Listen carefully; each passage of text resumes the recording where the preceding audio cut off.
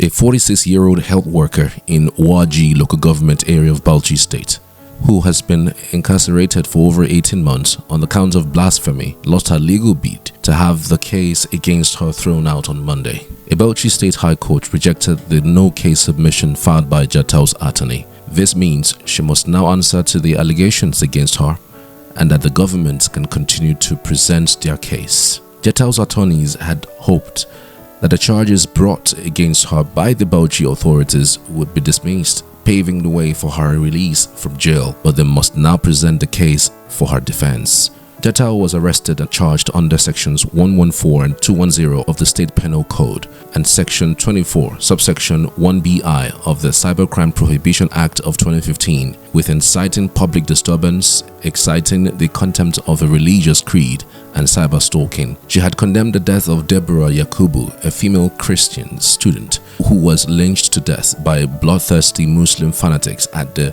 Shehu Shagari College of Education in Sokoto State. On May 20, 2022, 8 days after Deborah's passing, the Bauchi State authorities arrested Jatau on allegations of blasphemy for sharing a message on her work WhatsApp group. For the authorities, criticizing the acts which led to Deborah's death was a crime, but not the public murder of a human being.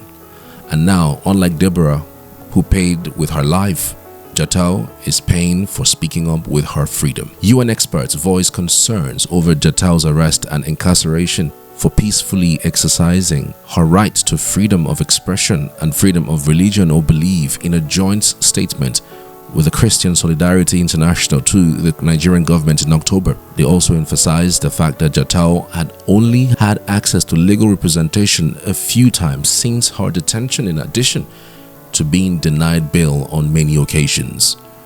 The trial had been marked by adjournments and postponements, which human rights activists construe as delaying tactics aimed at denying Jatau justice and keeping her in custody. They maintain that the prosecution does not have a case that can stand up to scrutiny in courts. This and many other actions and omissions of the Nigerian state nourish and sustain the suspicion in various quarters that the Nigerian state, dominated by Muslims at the federal level and across the 12 northern states, which introduced Sharia in 1999, does not only harbor an agenda to Islamize Nigeria, but it is now active in the business of Christian persecution. The fact that two Christian women sharing messages in WhatsApp groups in the northern part of the country must pay for this, one with her life, the other with her freedom, is thanks to an Islamic militant theocracy that is about to run over the whole of Nigeria. Deborah Yakubu was murdered by an Islamic mob. Two of her assailants, Biliaminu Aliyu and Aminu Hunkuchi, were arrested on the 16th of May 2022 and arraigned before the courts. The Nigerian police in Sokoto, which was the prosecuting authority, never cared to show up in court during several sittings, prompting the trial court to dismiss the case and set the murderers free. The Nigerian state allowed the murderers of Deborah Yakubu to get away by not even entering an appearance to prosecute them. That no one was held to account for the murderer or that there was no diligent prosecution of the murderers makes mockery of justice. It can only be interpreted as the Nigerian state's sanctioning of Deborah Yakubu's murder. Rhoda Jatau's husband was interviewed a while back, and he says that he's truly really afraid for the life of his wife. Ina da mata daya mai suna Rhoda Jatau. Ina da yara na wanda na haifa guda 5. Akwai marayu na ƴan uwa da suka mutu, akwai guda 2 a wurina. So ƴaƴana sun zama 7 a wurina kenan. Kana tafiya ana gani ko ba sa bari na.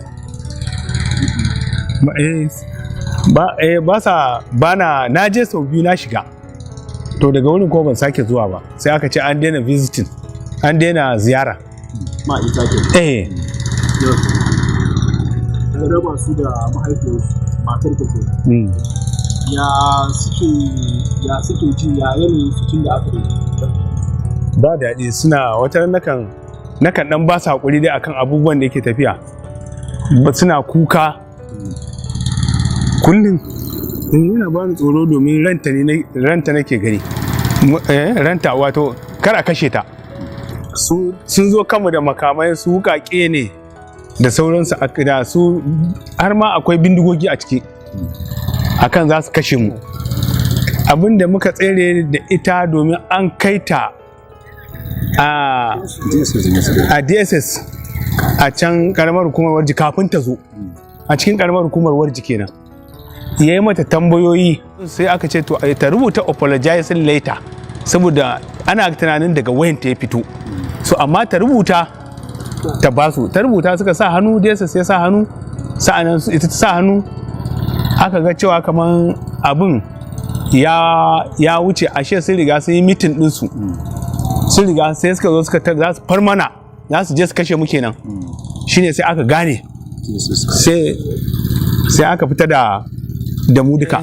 Da na zo Bauchi na samu wuri, aka bani wuri, dan da farko ma da na je wani wuri sai aka ce ba za a bani wurin ba. Da muka zo Bauchi sai aka ce in an ba mu gidan za mu je a kona, har mun biya kuɗi sai aka cire mu, aka ce a'a su tunda wannan labari gashi ba za su iya ba mu gida ba.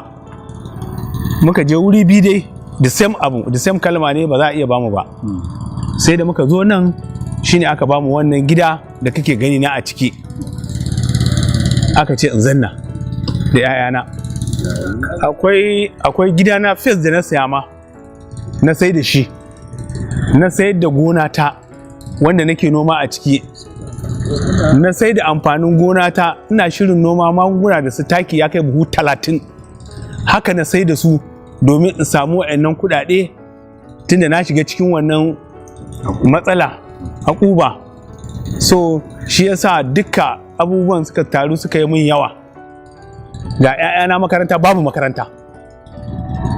To amma wannan kungiya da ta zama wato kuci a duk duniya, wannan dan tallafi da suka kama ka, wani irin taimako ya kama ka? Na gode sosai, ya taimake ni sosai. Na sai abinci, sauran Facebook ɗina da bata koma makaranta ba, da wannan kuɗin na samu na bata ta koma makarantanta. An hanyoyi da duk duniya ta shiga cikin wannan zance ta taimake ni a shaɗance kuma. That was not the first time. In fact, Nigeria had failed its Christian citizens killed by Islamic fanatics. In December 1994, an Islamic mob murdered and beheaded an Igbo Christian named Gideon Akaluka in Kano. The murderers paraded the streets of the city, his head on a pike. Akaluka had been arrested after some Muslims accused his wife of using pages of the Quran as toilet paper for their baby. His lawyer later claimed that he had evidence indicating that the woman alleged to be Akaluka's wife was not his wife, and that Akaluka was not even around when the alleged blasphemy was committed. The police officers who arrested Akaluka assured him that his detention would be for his own safety. However, contrary to their assurances, a Muslim mob prized him from police custody without resistance and then lynched, beheaded, and paraded the streets with his head.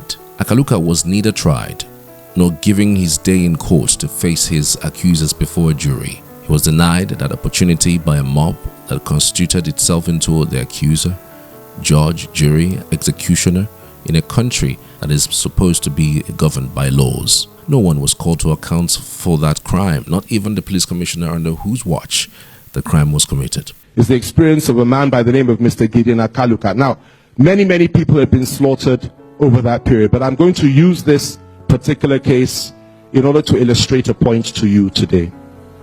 There's a man by the name of Gideon Akaluka who was in a Kanu police station. He had been charged with something, he was being kept there. It was alleged that he desecrated the Quran. I won't go further than that he desecrated the Quran. And the response of those that organized for his murder was this. They mobilized the crowd. They stormed the police station. They dragged him out. They cut off his head. And by the way, they filmed all this. This was all filmed. It was released. It's something that was viewed by millions of Nigerians at the time on television. They put his head on a pole and they paraded it and started screaming and shouting and rejoicing at the fact that they had done this. And his crime was that somehow or other they alleged that he had desecrated the Quran. The country was in a state of utter shock.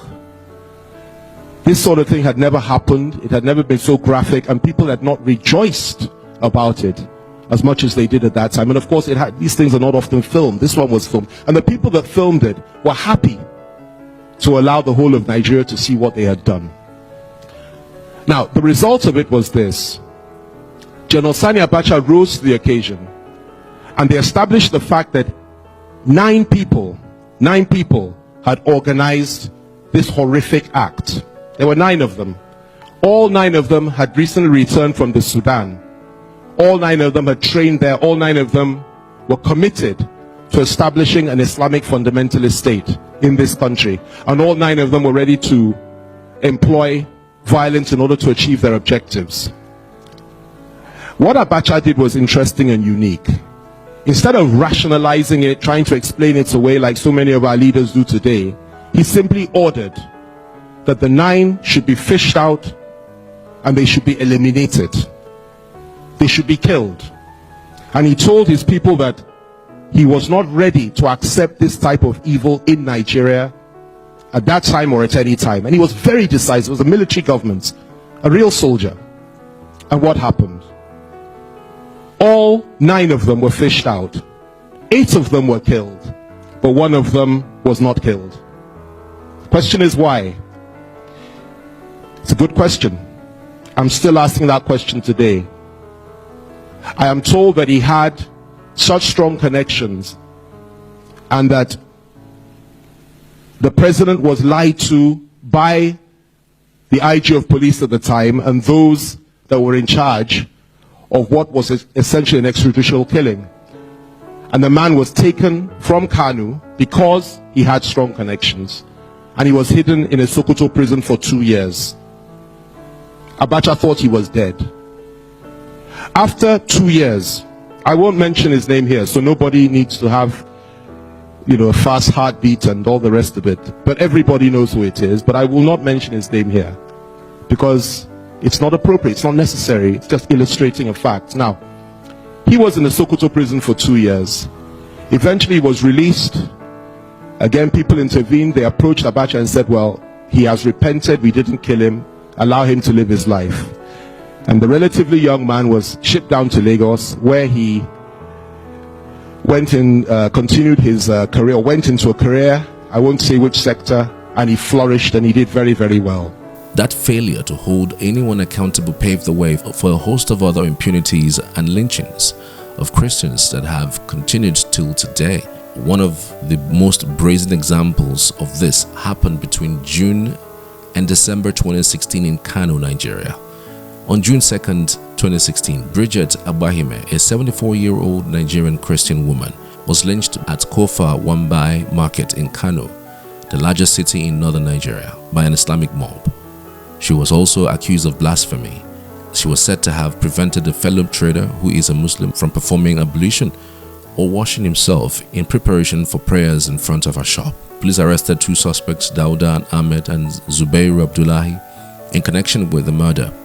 State Governor Abdullahi Ganduje promised justice. The police later arrested 3 more suspects, Abdul Mumin Mustafa, Abdullahi Abubakar, and Musa Abdullahi, all of who were subsequently charged at the Magistrates Court in Kano for culpable homicide among other counts. On the 4th of November 2016, the Kano State Government entered a nolle prosequi on the case. The Chief Magistrate Muhammad Jibrin and the advice of Kano State Attorney General discharged the case and ordered the release of the suspect. The state claimed that the suspect had no case to answer, leading popular Nigerian social critic Chido Onuma to lament that, quote, the real tragedy here is what appears to be connivance of Kano State and its institutions, and by extension the Nigerian state, to uphold the death sentence passed on Bridget Abahime. In contrast, this same Nigerian state, which failed to protect Gideon Akaluka, Bridget Abahime, Deborah Yakubu, and a host of the other Christians killed by Muslim fanatics, is in Bauchi State marshalling formidable resources to persecute Rhoda Jatau, whose only crime was condemning the brutal murder of Deborah Yakubu. We're using this opportunity to call on the Nigerian government to do everything within its powers to free Rhoda Jatau. Thank you for watching.